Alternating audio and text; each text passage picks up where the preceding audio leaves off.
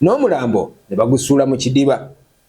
Eyattiddwa abadde ayitibwa Lukenge Frederick ng'aweza egy'obukulu 40 era ng'abadde omu ku balimi b'emmwanyi aboogerwako mu kitundu. Kyokka olw'ababbi abafuuse ebizibu mu bitundu by'e Gomba bannannyini mmwanyi tebakyebaka bazirambula emisana n'ekiro. Lukenge kyabadde agenze okukola. Abatuuze be twogeddeko nabo bagamba nti Lukenge yavudde awaka n'agenda okukuuma emmwanyi, kyokka ab'awaka bakanze kumulinda nga buteerere ekyaddiridde be batuuze okwekolamu omulimu ne batandika okumuyigga, era oluvannyuma omulambo gwe baguguddeko nga gwasuuliddwa mu kidiba. Naye nga nazze ku ntuko y'amaanyi naze Lukenge gye twafunye olunaku olw'eggulo ssaawa nga 8 nga baamutuze abatemu abo abangi ennyo ababi.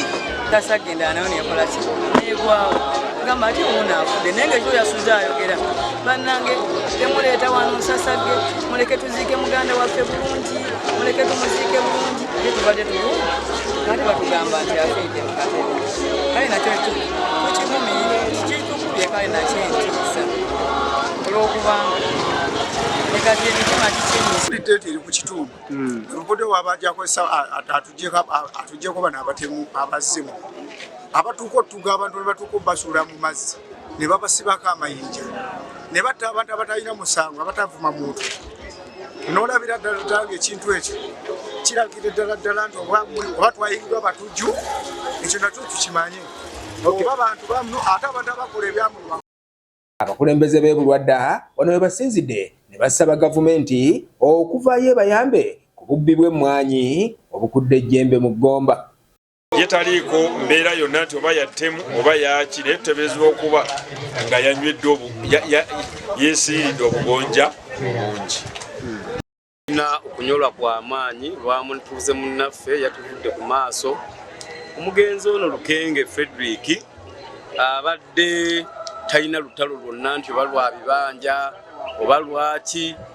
Abatuuze badde bakyakungubagira munnaabwe Frederick Lukenge ate ne bagwamu enkiku endala. Muganda w'omugenzi abadde ayitibwa Lukenge Mukasa ate naye ekimbe ekitategeerekese we kivudde bwe kimutuze n'abafaako. Omutuuze w'e Bulwadda era gwe tubadde tumanyi Mwami Lukenge yafudde mu lunaku olwo olunaku lw'eggulo.